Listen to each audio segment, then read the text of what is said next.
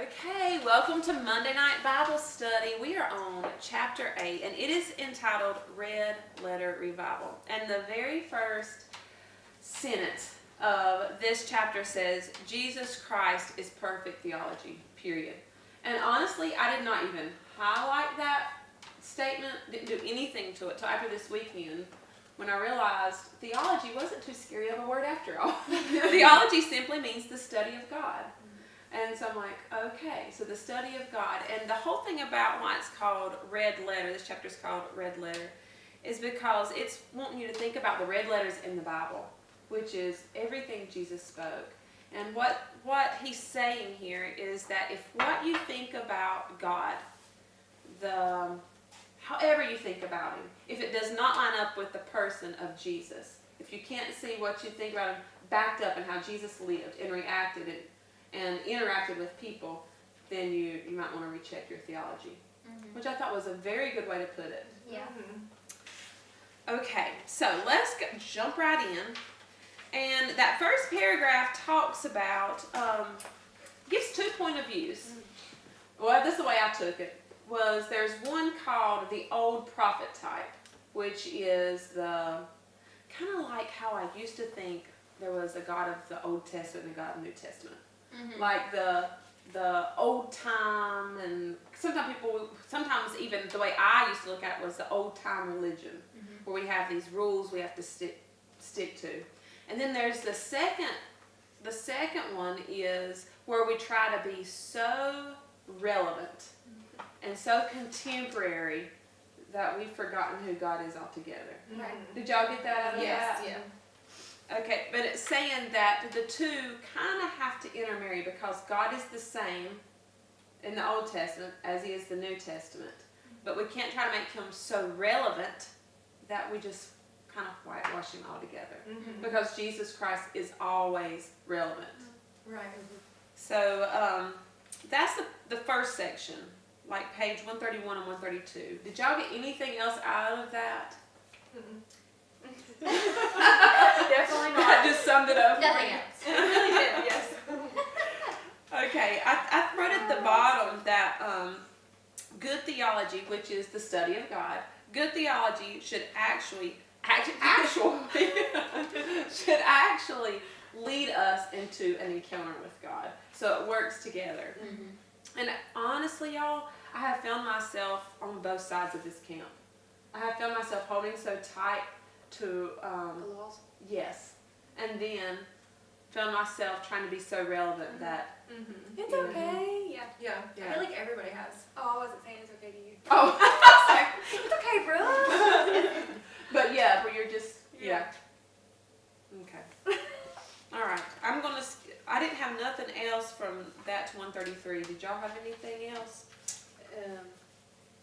Oh, I did. On 133, the last paragraph at the very top of it. What's it say, Kara? We are never relevant because we mirror the culture of the world around us. We are relevant when we have become what the world longs for.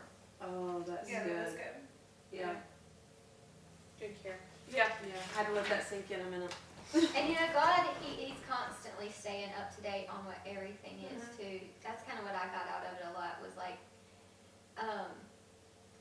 I don't know if I was looking at it the right way or not though, that he's constantly changing, like, because society is changing. Constantly. The way he interacts Yeah, is changing. it's not like he's that God from, I mean, he is, but he's relevant. He's the one that's It's relevant for every still, age. he changed, he's, I don't think he had to change though. I think he's always just been so constant. right. Yeah, Yeah, I just see what the you mean same. though, like he reacts different to every age, right? Is what you're saying, like he Right. can change Yes. to fit that age, that Just that he's not surprised, right. is kind of what I mean. by Is how that- we've changed. About how worship's Culture. changed, how all these different things have changed. Right. I don't think that means, It's bad. yeah, Like with worship, that's a good example.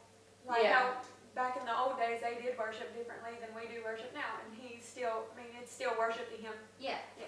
That's what I was kind of meaning, like he's still not changing, He's relevant. he's relevant. That's what I got out of it. Yeah. It was kind of confusing to me.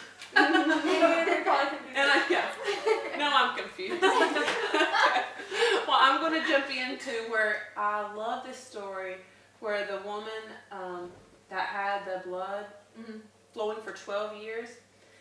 So picture this. Jesus is on his way to heal a 12-year-old girl, to raise her from the dead, which he did, I guess he did know at the time she was dead. But by the time this interaction's over, the 12-year-old girl will die. But anyway, not my point. The woman with the issue of blood comes up to him while he is surrounded, while he is carrying on the conversation. Could you imagine the crowds that went with him? Well, this woman reaches out and touches him, and he notices healing leaving him. Yeah. And then it goes on to say that he is, Bill Johnson says that I'm actually jealous of this. Because what could you imagine us being in a conversation, just in that room this past weekend with like over 700 people, somebody just touch us. Yeah. But their faith was so strong that healing. Yeah. Yeah. We said I he was think- so in tune to the Spirit that he could feel like you said, he could feel the healing because he was so in tune to the Holy Spirit moving. Yeah. That he could feel it with being in a conversation with somebody, being in a crowd of people, and having his mindset on something else. He still felt the healing and the power of the Holy Spirit come out of him. And I thought, just like you, how in the world, like I'm like Bill Johnson, like I want to be to a point in my life where I can be carrying on a conversation and somebody touch me and me know like that I need to be like in tune to like what just happened. But also at the same time, I thought it was really good that he wasn't doing anything specific for that to even happen. It was her It was faith. her faith. Yeah. That's true. Yeah. I was like, wow, that's Yeah. That takes a lot of pressure off of. yeah. The person Yeah. that the Holy Spirit's moving through, or Although I guess, he right? he is Yeah. living constantly in tune with The Holy Father. Yeah, the Father is what Yeah. is able to make him carry that power, enough power to make her faith be able to do that. That's so awesome. It really is. I It's think really that's mind what- blowing. I think so And it's too. something I also am jealous for. Yeah, that even in conversation. Yeah. Oh my goodness. And that kind of reminded me because even what it said, even in conversation, he was, he was so one with the Father. And I thought, how often am I in a conversation when somebody's talking to me and I have no idea how to answer them? Or somebody's, saying something wrong to me or against me. How quick could I just say, Father, I need you to help me. Mm-hmm. Just being aware constantly of his presence with us Yeah. and how quick he would rush to us. Yeah. I thought it was really cool though with the process of healing too. Like being able to see that your faith has a big part of it in the Yeah. receiving. I was kind of jealous of that part, her faith. Like Yeah. I even mean, she wouldn't have tried to do it if she didn't have faith. Like that was crazy faith. Yeah, because she had to go out in a crowd of people. If she had an issue of blood, she wasn't even supposed to be Around anybody. around anybody without yelling stuff. Yeah. Yes, you're right. That's the issue I'm thinking of. I mean, she may not have that issue. That makes sense to you, what I'm saying? Yeah. Yeah. And then that section ended with, he is conscious, talking about Jesus, is conscious of the presence, even when he's talking to others or listening to their comments and questions. A withdrawal was made from that woman who reached out and touched him in faith.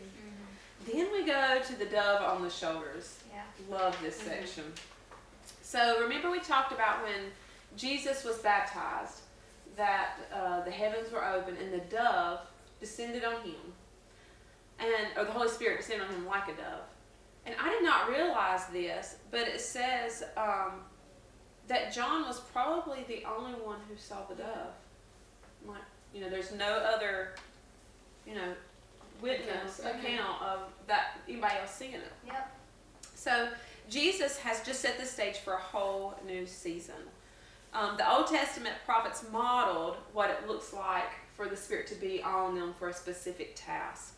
But it was Jesus who revealed this whole new lifestyle, what it meant to constantly have the Holy Spirit with us. Yeah. The very bottom. Where? 137. That paragraph was really good. It just makes. Oh, yeah. I feel like you should share that. I do too. Go ahead. No, go ahead. Well, it talked about he says he often asks people, what would it be like if you actually have a dove on your shoulder? How would you walk around? He said, and most people answer, oh, I'd walk around carefully. Mm-hmm. He's like, why that's true? He said, it's not enough. It's this, that every step I make has to be with the dove in mind. Yeah. Like wherever I go, you're just constantly aware of how would this affect the dove, or how will what I'm doing or where I'm going affect the Holy Spirit. Yeah. Because that leads right into the next section of when we're aware of the dove, the Holy Spirit, then we can be more aware of what grieves the Holy Spirit and what quenches the Holy Spirit. Yeah. I always thought it was one thing, but it's actually two, and I love the verses he used to back this up. Do not grieve is found in Ephesians, and do not quench is found in 1 Thessalonians. And grieving the Holy Spirit is actually character-centered. It has to do with like sins, like my thoughts, my attitudes, my actions. And quench, remember how, was it last week or week before last we talked about quench? It's kind of like a hose pipe. That's how you can think of it. And it's more power-centered. So you have power-centered and character-centered. So when you quench, are you going into that? So when you quench the Spirit, it's more related to the Spirit not flowing through you. That you're cutting it off? Yes. That you're not allowing more. Yes. Because, you're just kind of extinguishing the flame. Mm-hmm. Like, you know Like how we he's sit here and we feel dry. Or we feel like, I don't know. Or even if like he is telling you to do something and you're like, nope, that's quenching it. That's true. Not letting it go. That's the one that flow. Yeah. About that though, this whole section, it kind of made me think about how like I look at my relationship with the Holy Spirit kind of selfishly. I'm always like, well, if I'm close to the Holy Spirit, then I'll get all these gifts and all these. And this was talking about how we don't think about how he feels, you know. Mm-hmm. And that brought my attention to how I was thinking, that it was selfish and that I wasn't even thinking about like how I was grieving and Yeah. you know what I mean? I just love how they made it personal. Like Yeah. you're hurting his Yeah. feelings. You're hurting the Holy Spirit Exactly. when you Yeah. do those things. Yeah. I mean, we all think like when we sin, it hurts God, but I love that it made it personal. That's what I mean. She said it better. It's easy Yeah. to think about whenever you think about a relationship, though, even like with your Yeah. husband, your family. You do something wrong against them, it does hurt their feelings. Mhm. Whenever you do that with God, it's the same. Yeah. And Yeah.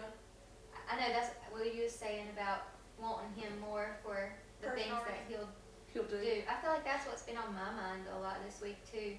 That where I've just felt like the verse, "Love the Lord your God with all your heart, with all your soul, with all your mind," has been kept coming up to me. And I was like, I just want to love you, God. I know that we're supposed to be praying for all these things, for all these people, but at the same time, I feel like He just wants that closeness Mm-hmm. with each of us. And I don't know, that's Yeah, and I think our ministry is just an overflow of our relationship with Yeah. Him. That's where it just will happen naturally when you're so in love with Him. Mm-hmm. Yeah, that's good. But I love that the Holy Spirit can feel.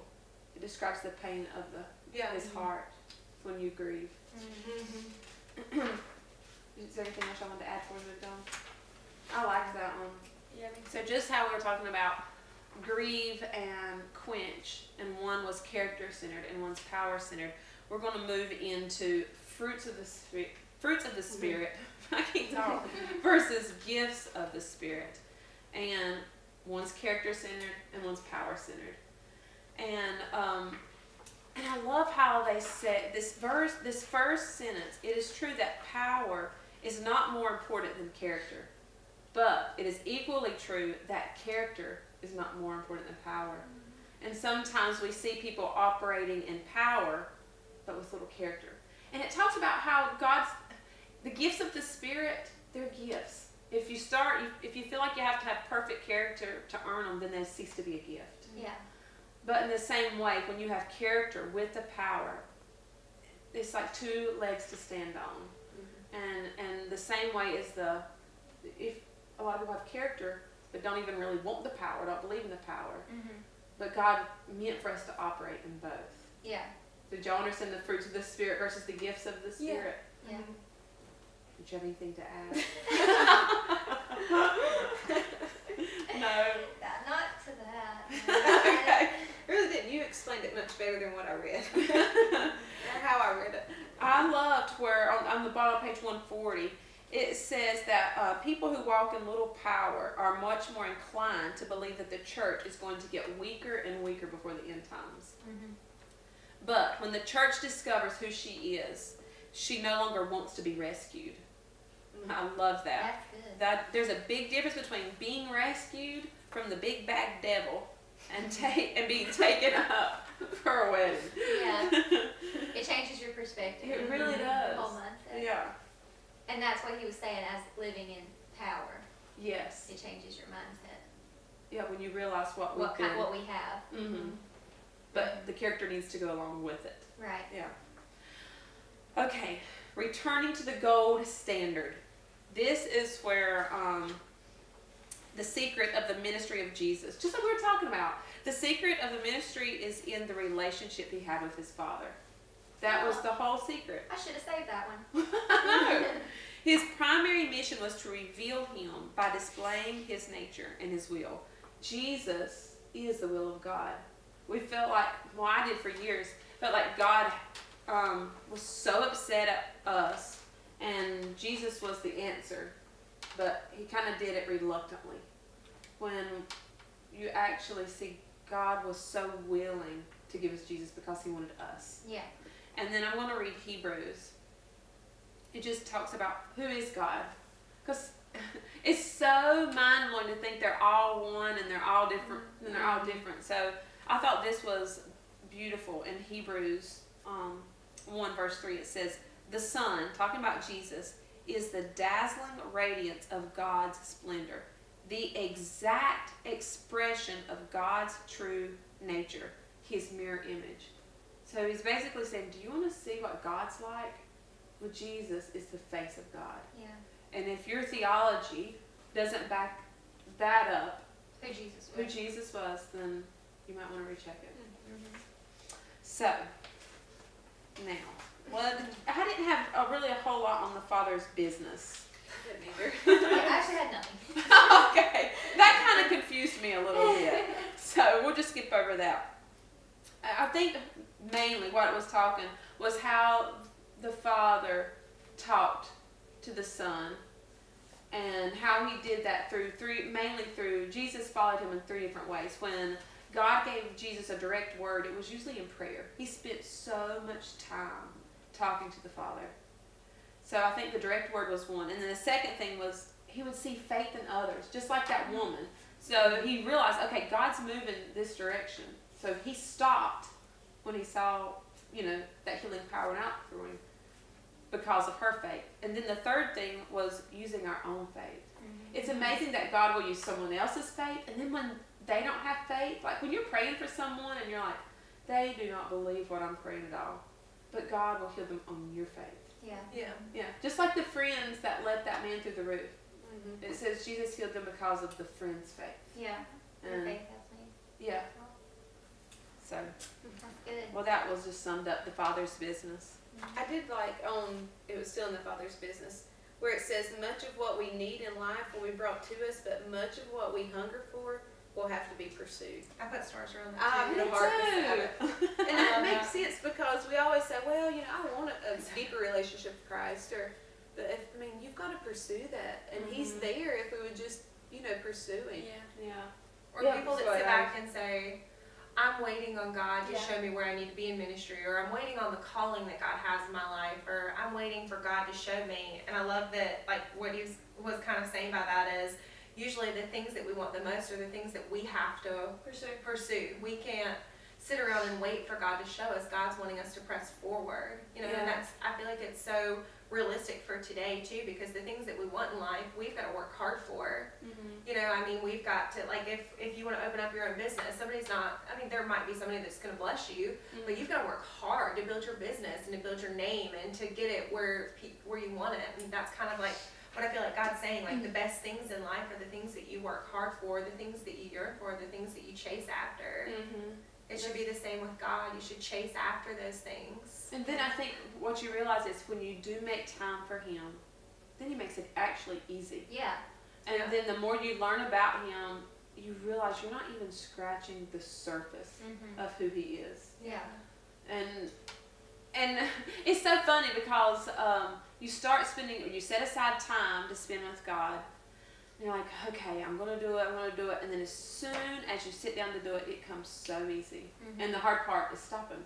Yeah. And it's the thing, you just want to know more about It's him. like he's and his ready character. to speak. He really is. He's ready, and it's like you said, if we make ourselves available, he's right there. So I know we're not supposed to read. Might be bore people, but I love this last section, so I'm gonna read it. John the Baptist saw the dove come upon Jesus and remain. There is no record of anyone else seeing the dove, yet everyone saw the result of the dove's presence, both in purity and power, displayed to reveal the heart of God for this orphan planet. As the Holy Spirit revealed the Father's will to Jesus, so he reveals the Father's heart to us. And his presence and power reveal the Father through us. Revealing his will is revealing him. And then that's where it says, giving place to the presence of God as our greatest joy and treasure is not a trick. It's not a trick we use to get miracles. But the Father cannot be adequately represented without miracles. They are essential in revealing his nature.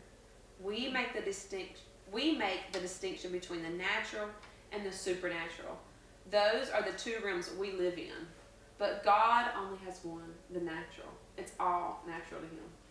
And when he sees us, he sees Jesus. It's like we have that ability to be able to live in that with him constantly.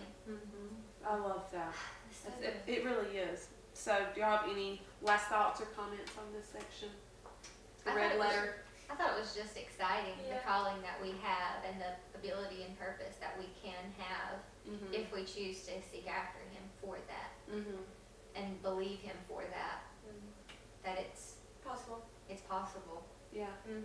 So is that your biggest takeaway from the chapter? Like if you had to sum it up in one line, what would it be? I think it would just be trying to be more like figuring out who Jesus was. I want to figure out, I guess that's not one line, but It's okay.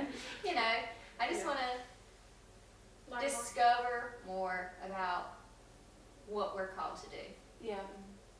Yeah. And what does it actually look like to be constantly aware of his presence? Yeah, the Yeah. dove. Yeah. I learned to walk. With the dove in mind? Yeah. Because I feel like we've just been living a life that's just behind the scenes. Yeah.